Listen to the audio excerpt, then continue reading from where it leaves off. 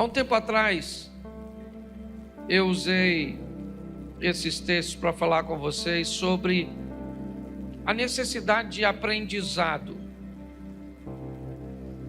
Eu aprendi que Deus é altamente intencional. Todas as vezes que vemos alguma coisa que Ele criou, há sempre um propósito muito claro diante daquilo que Ele faz. Por mais insignificante que lhe pareça uma rocha no local, um inseto, uma folha, tudo aquilo que Deus faz, antes de fazer, por trás está uma intenção, um propósito a ser alcançado. Se nós entendemos que o êxito de Jesus ao passar por esta terra tinha a ver com a intenção daquilo que ele fazia, ele era alguém que não fazia nada por acaso, sempre atendia a uma agenda, um cronograma, e por isso ele obtinha sucesso.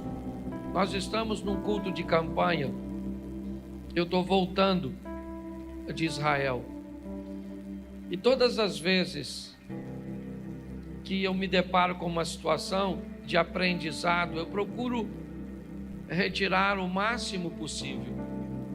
E do guia que estava comigo, ele me disse algo, apesar de não ser cristão, ele me disse que o êxito de Jesus estava em sempre fazer as coisas para os outros.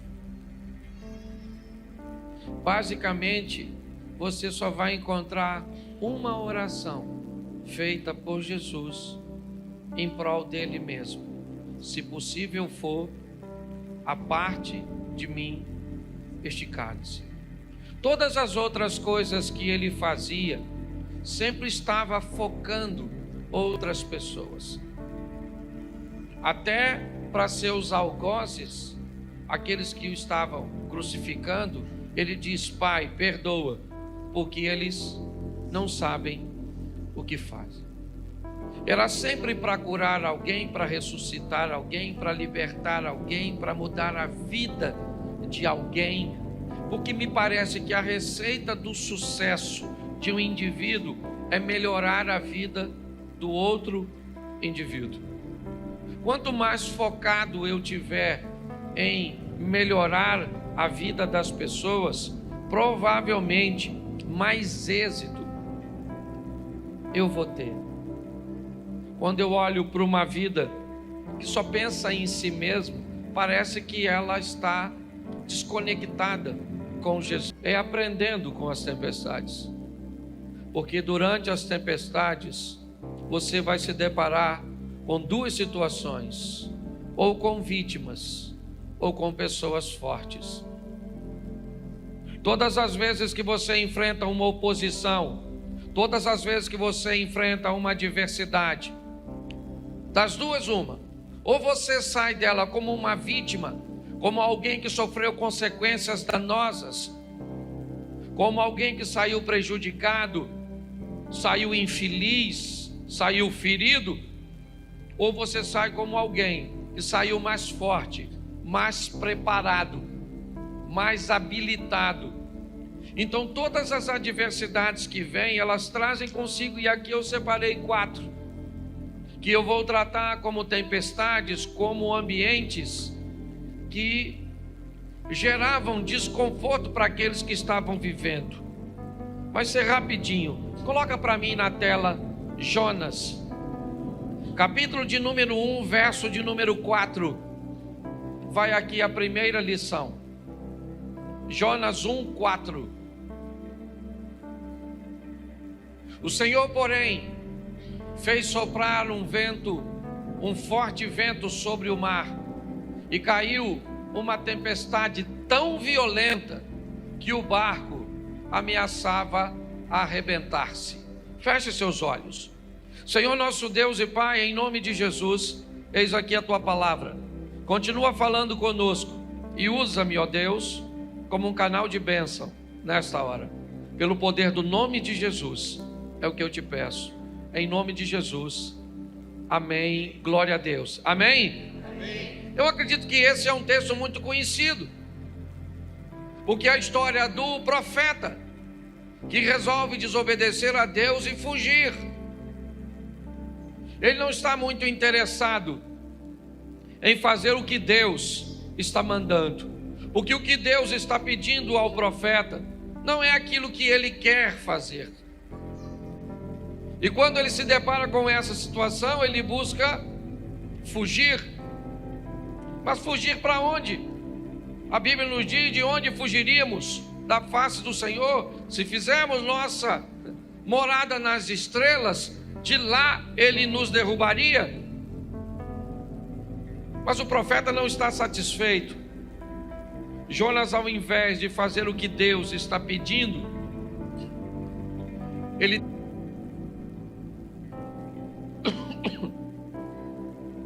mas preste atenção, todas as vezes que alguém resolve desobedecer, ele precisa estar preparado a lidar com as consequências da desobediência, o que normalmente nós temos tendência a chamar de castigo. Eu tenho falado isso muito para a igreja. Utilize as palavras certas, as colocações certas, e provavelmente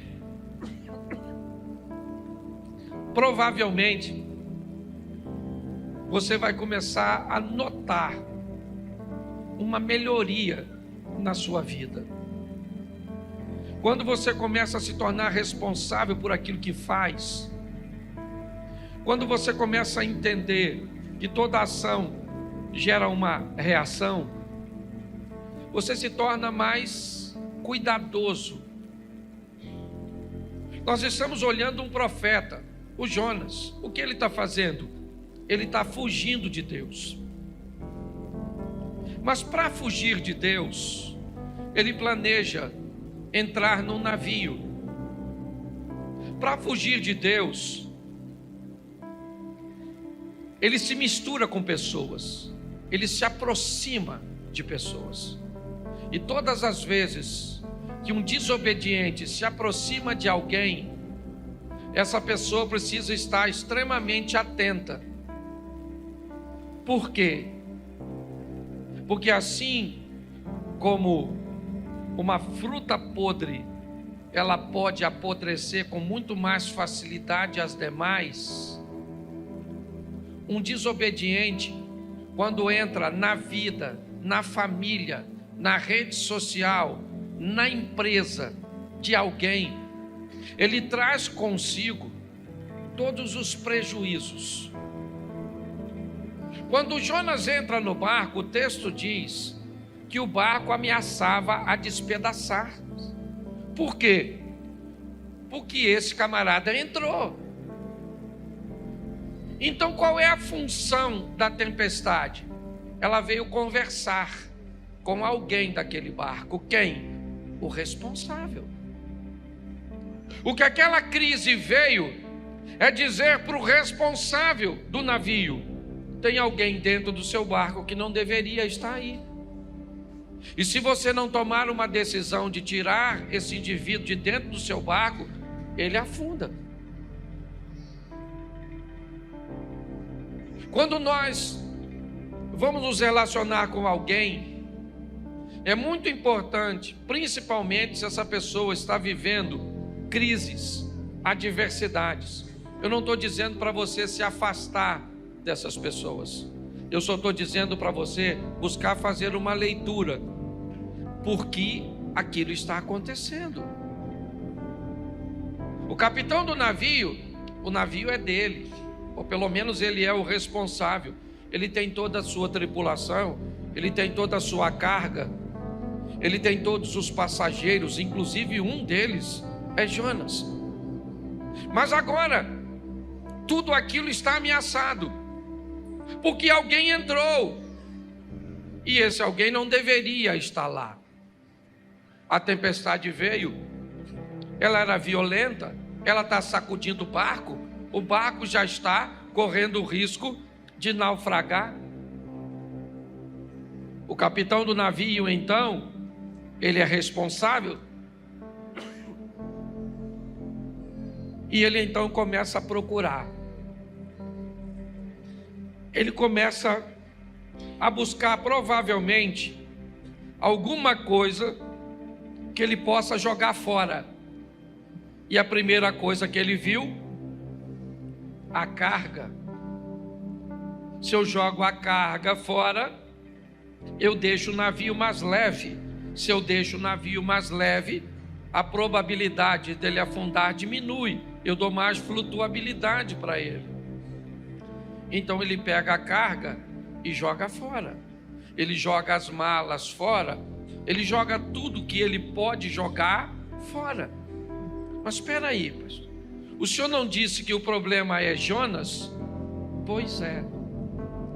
Mas enquanto você não sabe o que precisa jogar fora, você corre o risco de jogar fora aquilo que não precisava jogar. Enquanto você não consegue descobrir o que é que está te levando para o fundo, o que é que está te prendendo, o que é que está te puxando para trás, o que é que está travando sua vida, você corre o risco de perder coisas que não precisa perder. Ah, por que eu perdi a minha empresa? Não precisava perder. Por que eu perdi meu casamento? Não precisava ter perdido. Por que eu perdi meu filho? Não precisava ter perdido. Por que eu perdi isso? Por que eu perdi aquilo? Por que eu perdi aquilo outro? Porque no meio da crise, da tempestade, eu não consegui fazer a leitura correta. E eu não consegui remover da minha vida aquilo que estava me puxando para trás. E quando eu não faço isso, eu começo a perder coisas que eu não precisava perder. Ele jogou tudo fora. O barco está vazio, mas vai afundar. Quando de repente ele vai no porão do navio e se depara com Jonas, um homem dormindo. Ele não sabe quem ele é. Ele simplesmente acorda e diz para ele o que está acontecendo. Vamos lá no convés, cara. Você não está notando que esse barco vai afundar? Vamos embora, vai clamar o seu Deus. E quando ele puxa Jonas para o convés, preste atenção, eu já falei isso aqui. Na maioria das vezes, queridos irmãos, o que vai nos levar para o fundo nem sempre é notório, nem sempre está diante dos nossos olhos. Às vezes o que vai destruir nosso casamento é aquilo que está no porão e não o que está no convés. Às vezes o que vai destruir as nossas finanças é aquilo que está no porão. Aquilo que vai travar a nossa intimidade com Deus é aquilo que seu pai fez e ele já morreu, mas ficou aquilo no porão da sua alma, na escuridão, naquele lugarzinho úmido que impede que o fogo do Espírito alcance por causa da umidade. Muitas pessoas não conseguem enxergar porque não querem ir, talvez entrar nesse porão, trazer à lembrança novamente aquilo que te feriu. Não adianta mudar para um casamento novo se não corrigir a postura que acabou com o velho. Não adianta trocar de emprego, não adianta não. Se não houver uma correção, se não houver uma mudança de postura. E muitas vezes as pessoas não conseguem entender. A crise chegou, o desemprego chegou, o problema chegou, o que ele é uma tempestade. E qual é a função? Denunciar. Dizer para você, muda. Dizer para você, reveja seus valores, seus conceitos, reposicione-se. Mas não, pessoas mudam de ambiente, mas continuam com a mesma postura. A nossa proposta de recomeçar aqui como igreja não tem a ver. Desculpa que eu fiquei basicamente 11 dias falando todos os dias, 4, 5 vezes por dia. Por isso que a voz está assim. A garganta está desse jeito. Então, quando nós olhamos para essa situação, o que nós vemos? Uma tempestade, o que ela quer? Ela quer dizer para o capitão do navio: cara, joga Jonas fora. Tira da sua vida isso. Isso o quê? Eu não sei. Eu sei o que eu tenho que jogar fora da minha vida. Aliás, tem coisas que eu nem sei. Eu preciso de uma revelação de Deus, de uma avaliação, para descobrir o que eu tenho, sabe? O que eu tenho que tirar da minha vida para esse desejo por esse tipo de coisa sair do meu coração. Quem é que eu preciso remover de meu ciclo de amizade que pode estar trazendo para mim esse tipo de comportamento? O que é que eu preciso trazer ou retirar do meu casamento para melhorar meu convívio com minha esposa? Eu preciso entender que essa tempestade aqui de Jonas, ela é uma tempestade que vem para denunciar. Ela vem para dizer: ô, cara, entra aí na sua vida, vai lá no porão, vasculha, pare de perder o que você não precisa perder. Pare de jogar fora o que você não precisa. Invista um pouco de tempo para vasculhar a sua vida à luz da palavra de Deus e descobrir quem participa, quem não participa, o que eu devo fazer, o que eu não devo fazer, porque muitas tempestades e crises têm apenas um propósito: denunciar. Tira, quanto mais rápido você tira. Presta atenção, cadê o Jonas? Joga o Jonas fora, a tempestade está aí, eu jogo ou não jogo? Presta atenção, o Jonas falou, o problema sou eu. Ele falou para o capitão, está no texto, depois você lê, mas ele não pulou. Porque ele poderia falar: gente, ó, o problema da tempestade sou eu, fica tranquilo que eu pulo. Mas não é função do problema sair da sua vida. É função sua dizer: eu não quero você aqui.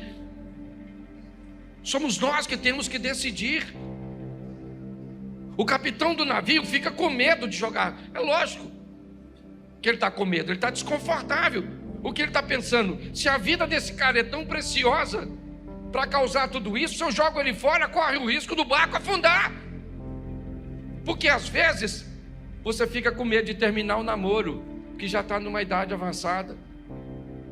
Pastor, se eu termino, como é que eu arrumo outro? Ruim com ele, pior sem ele. Pastor, esse emprego é a única coisa que sobrou. Pare de andar por segurança e comece a viver por fé. Entenda que Deus quer o seu melhor. Fale com ele: Senhor, quem é esse miserável do Jonas que está na minha vida? Troca o nome. Talvez não seja Jonas, seja Roberto, Antônio, sei lá. Eu não sei quem é a pessoa, eu não sei. Talvez seja o Cláudio, não eu. Quem é? Ah, pastor, meu pai. Seu pai? Sério, pastor. Sabe, ele fez algo comigo que eu nunca esqueci. E por que ele não pede perdão? Porque morreu. Então não vai pedir mais. Então, pastor, mas eu não consigo esquecer. Então morre logo. Que você tira isso do seu coração, não tem jeito, gente. A postura dos outros não pode determinar a felicidade que você vai viver com Deus. Então tá assim de gente vivendo crise, que vem para dizer para você: joga esse Jonas fora, acaba com essa sociedade, acaba com essa amizade, sai desse grupo de internet, não se mistura com esse tipo de gente na igreja, porque até na igreja tem gente ruim. Não é você, mas tem um povo ruim. E eu gosto dessas mensagens de denúncia.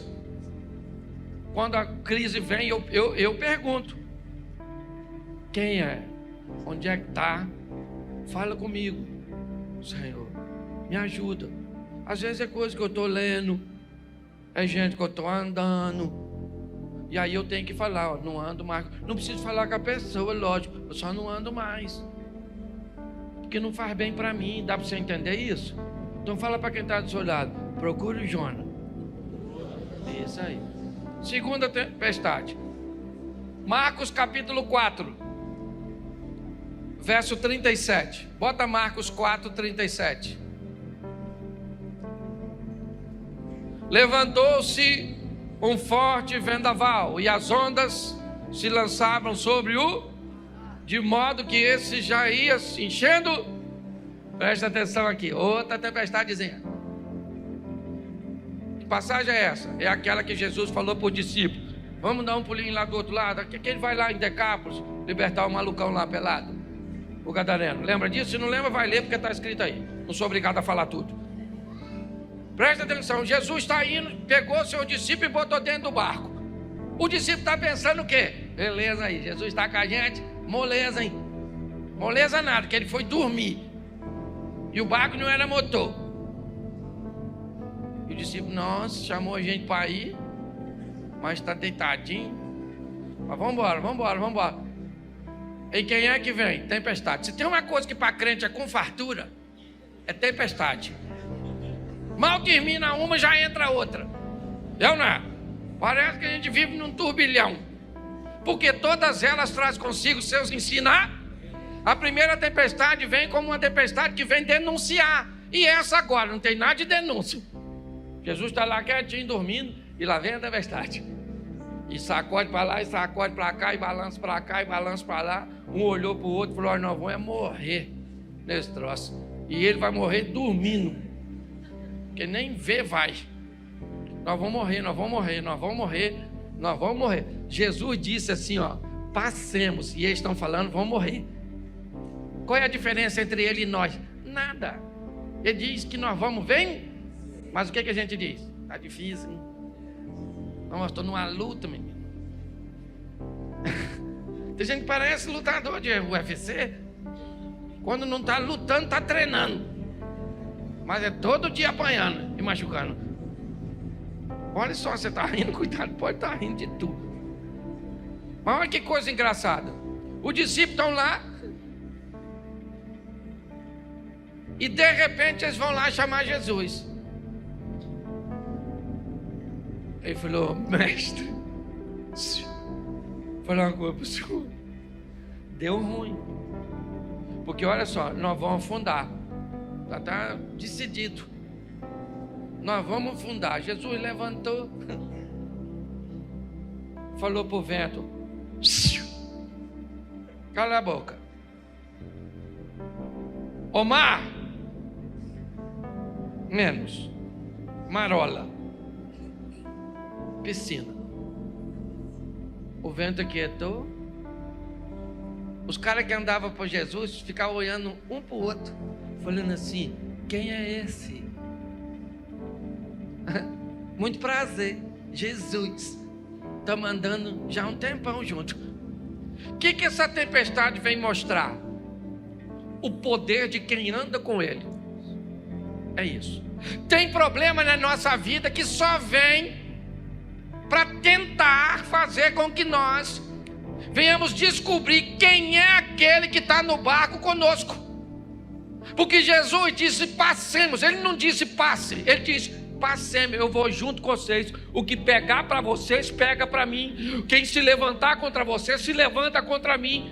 É isso, eu vou estar com vocês. Tem tempestade, gente, que só vem para isso. E aí tem gente que perde tanta oportunidade de descobrir, porque fica com tanto medo, que não consegue ter a experiência de descobrir que aquele que está com você, aquele que está conosco, é maior do que tudo aquilo que nós vamos enfrentar. Tem tempestade que só vem para isso, só para mostrar o quão grande é o nosso Deus.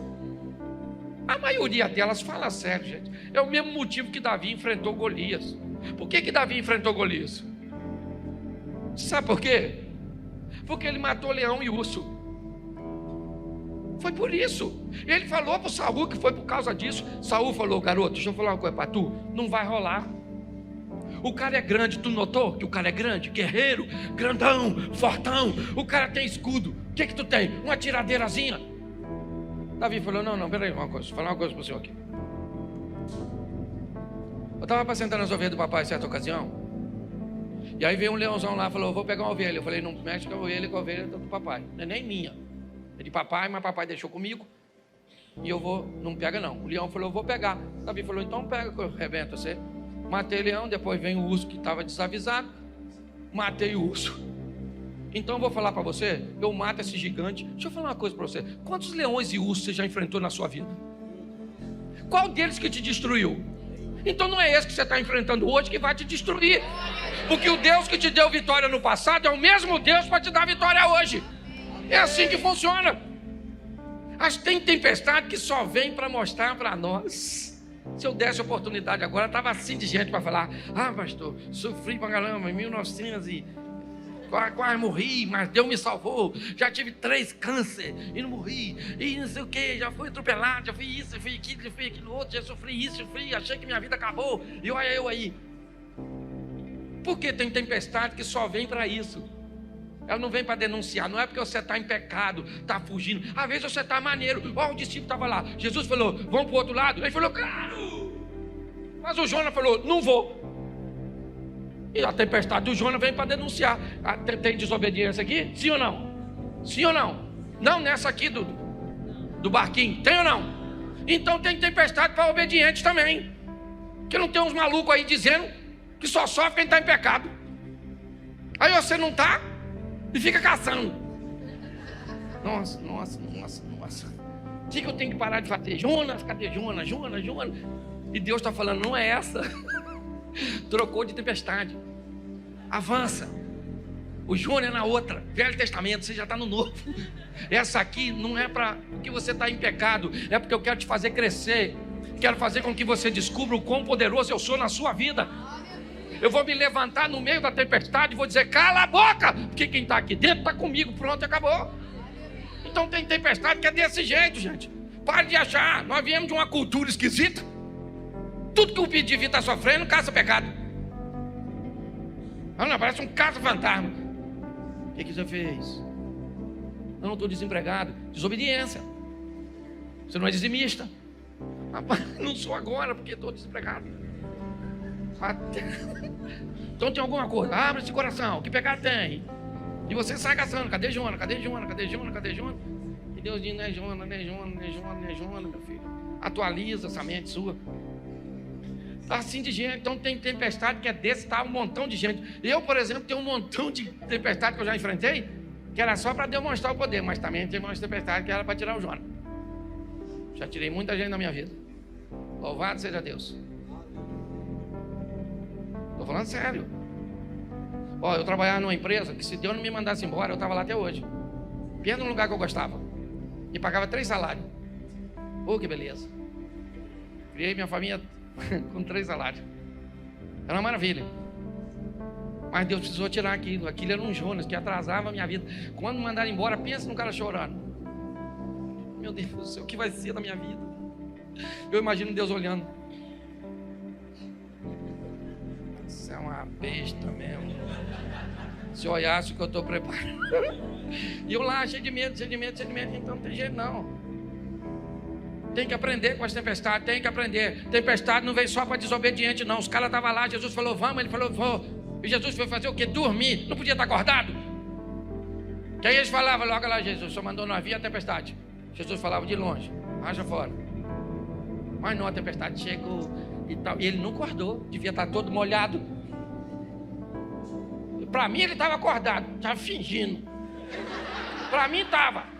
Que se o barco já está enchendo, quase afundando, como é que ele vai estar dormindo? Eu imaginei ele lá. Alguém falou, acorda Jesus. Só abriu o olho, falou, qual é? Hoje nós vamos morrer. Ele vai morrer nada, rapaz. Espera um pouquinho que eu vou falar com você. Quem é o problema? O vento? Ô vento! Cala a boca. Ô mar, fica quietinho. E os discípulos lá, quem é esse? Que até tem gente 40 anos andando com Jesus. Quando Jesus faz alguma coisa, diz, quem é você? Nossa, sou um seu amigo novo. Acabei de chegar agora. Então aprenda a viver tempestade. Fala para quem está do seu lado, tempestade também vem para obediente. É isso aí. Vamos para a terceira tempestade?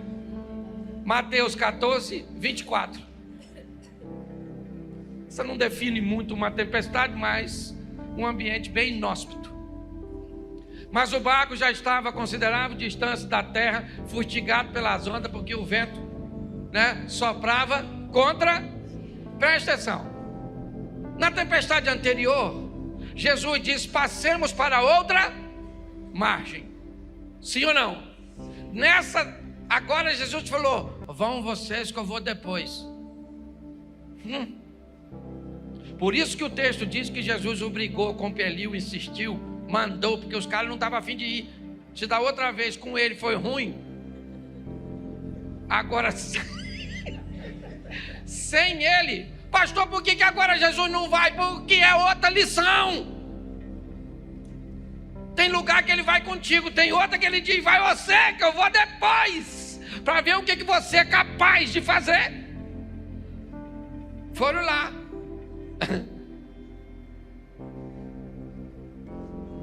3h da manhã, tudo escuro, Jesus foi andando em cima d'água, não visou como é que ia. Tá ele literalmente tirando onda, cantando Roberto Carlos. Esse cara sou eu. Eu imagino ele andando assim, batendo um papo, tal, conversando com as ondas. De repente os discípulos estão lá, tudo assustados. Nossa, tudo escuro. Hoje ele mandou a gente vir, não veio, falou tratante. Gente, desde quando eu me converti, estão falando que Jesus está voltando. Até hoje não voltou. É verdade, eu estou mentindo não, que ele vai voltar, ele vai, mas que voltou, não voltou. E os discípulos estão lá, e volta, não volta, não volta. De repente parece um cara andando em cima d'água, um holograma. Alguém falou,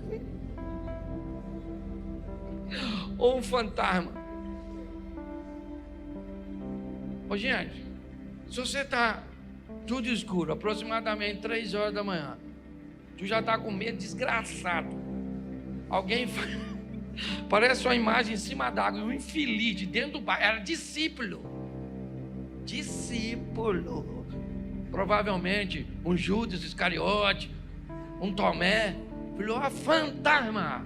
Ninguém correu, não tinha onde correr, estava em alto mar. Porque na maioria das vezes, durante a tempestade, não tem rota de fuga, você tem que enfrentar. Tempestade não é para te tirar de crise, que não é para Deus agir, é para você agir e experimentar o que Ele pode fazer. Você lembra o Moisés? Moisés é um cara maneiro, sim ou não? Um cara de oração, não era? Um cara maneiro. Quando o faraó vem pegar ele, ele vai orar. Senhor, Deus falou assim: melhor levantar, filho, que o faraó já está chegando. Você não tem um negócio aí na mão? Toca aí, meu filho, vai embora. Tem a ver comigo não, tem a ver com você. Muitas crises que nós estamos vivendo, elas só vêm porque Deus quer criar em nós um poder de reação. O que Deus está querendo dizer é: acorda, pare de pedir para eu fazer alguma coisa, porque o que tem que fazer eu já fiz, eu dei a garantia para você. Agora está na hora de você agir. Nós temos que entender isso. Essa é uma tempestade que vem para que Pedro, e eu gosto disso, porque ele é único. Tem 12 camaradas dentro do barco, mas só ele vai sair.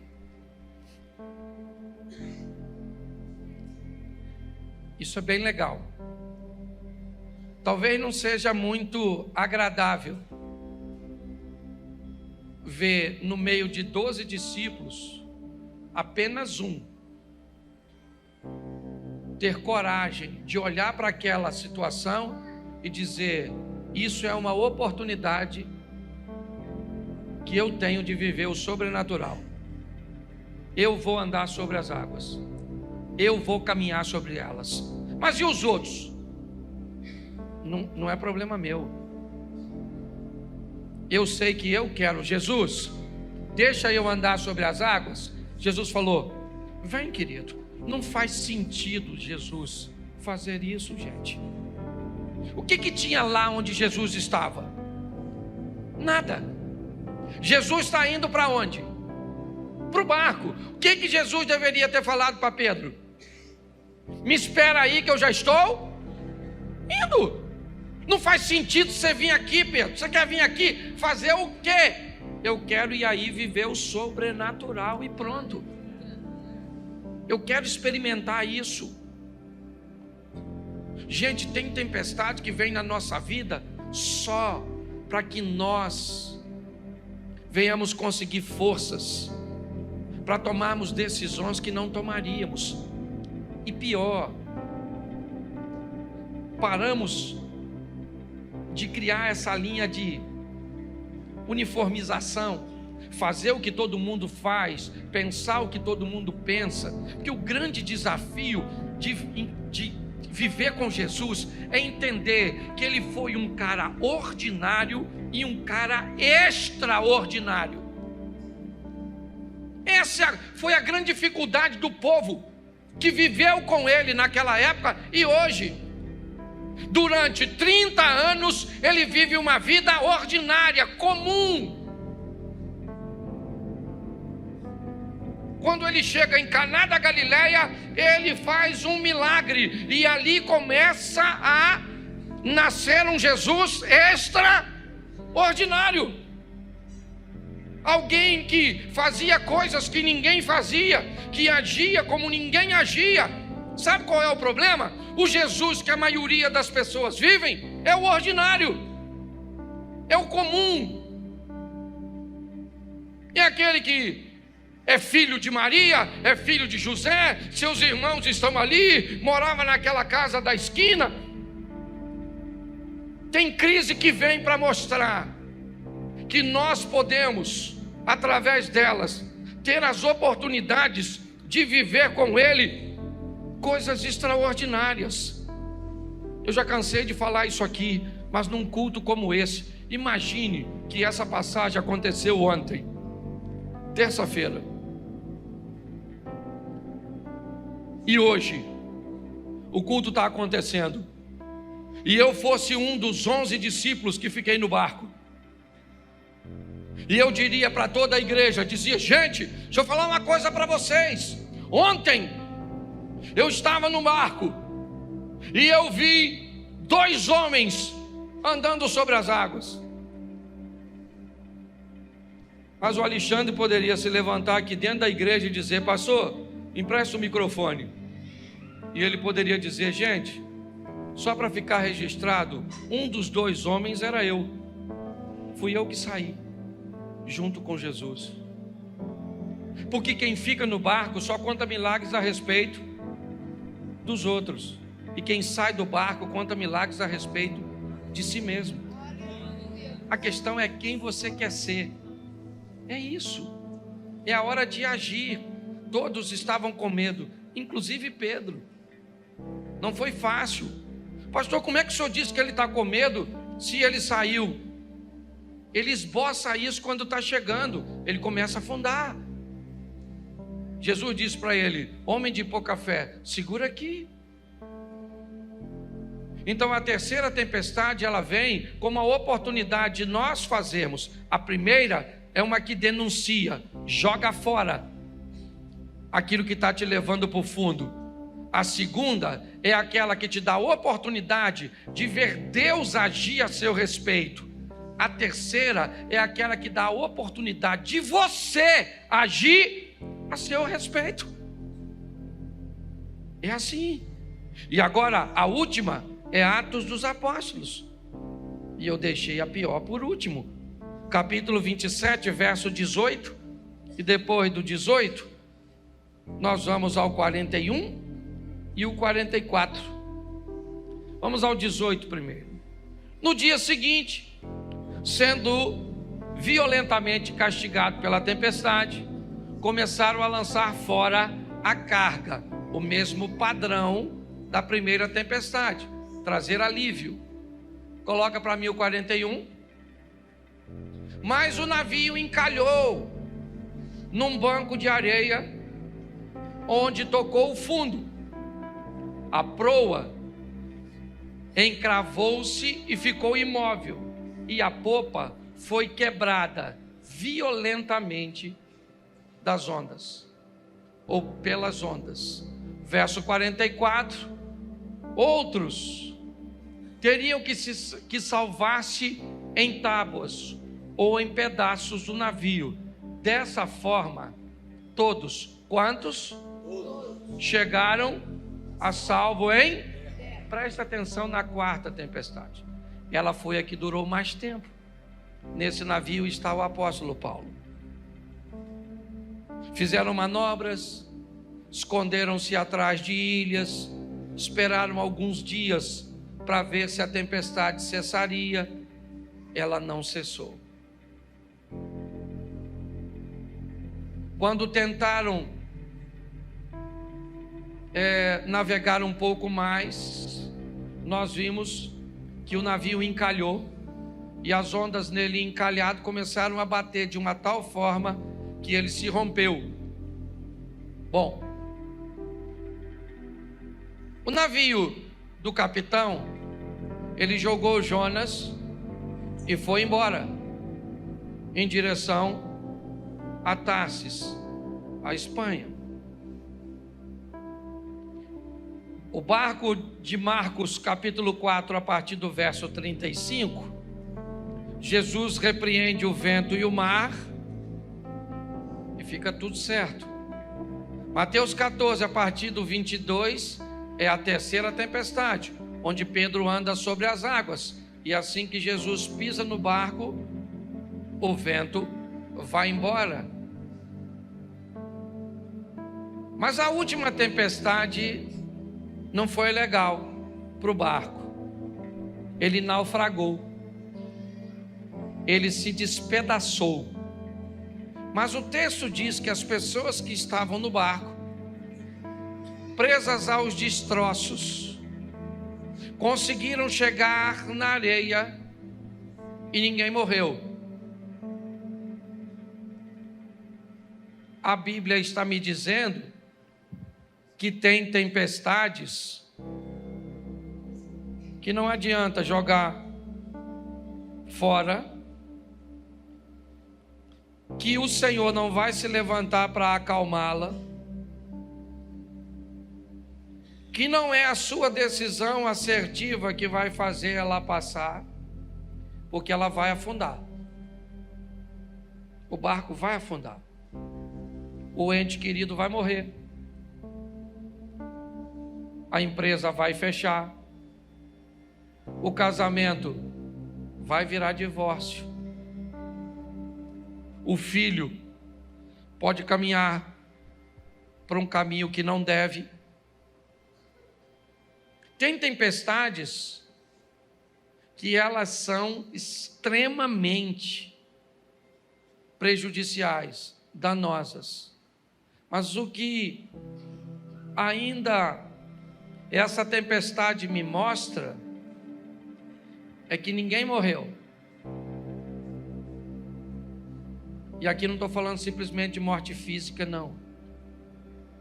A nossa ótica a respeito da Bíblia, nós temos muito que aprender. Eu acabei de chegar de um lugar que o dia começa na noite. Sim, para os judeus, o dia não pode começar de dia e terminar à noite. Ele tem que começar de noite e terminar de dia, porque o Senhor nos chamou das trevas para a sua maravilhosa luz. Não faz sentido um dia que começa com dia e termina com noite. Ele tem que começar com noite e terminar com dia. Quando nós começamos a mudar a nossa mente, nós vamos descobrindo a grandeza do que Ele deseja realizar. Essa tempestade, para mim, é a tempestade que originou o nome da nossa igreja. A oportunidade que Deus nos dá de um recomeço, de olhar para os destroços do nosso casamento, para olhar dos destroços de nossa vida emocional, para olhar dos destroços de nossas decepções, mas saber que nós seguramos, sabe, literalmente numa tábua de salvação, e chegamos até a praia com a possibilidade de vivermos em Deus, por sua misericórdia, uma nova fase. Mas uma nova fase como uma pessoa nova. Por quê? Porque a tempestade, ela afundou meu navio, mas ela não tirou a minha vida. Ela me deu a oportunidade de viver uma nova experiência.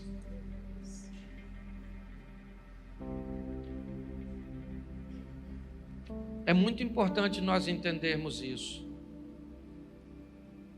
Uma nova oportunidade concedida, antes de ser aproveitada, irmãos, é preciso que faça uma revisão no que aconteceu para que nós vivenciássemos isso. Foi isso que tirou Ezequias do buraco. Por que é que nós estamos aqui? Porque nossos pais viraram as costas para Deus, apagaram a lâmpada, não queimaram incenso, nem ofereceram holocausto ao Deus de Israel. Agora eu estou resolvido a fazer uma aliança. Eu quero uma nova oportunidade, mas para tomar uma postura diferente. Vamos sair daqui primeiro para fazer uma leitura. Que tempestade eu estou vivendo?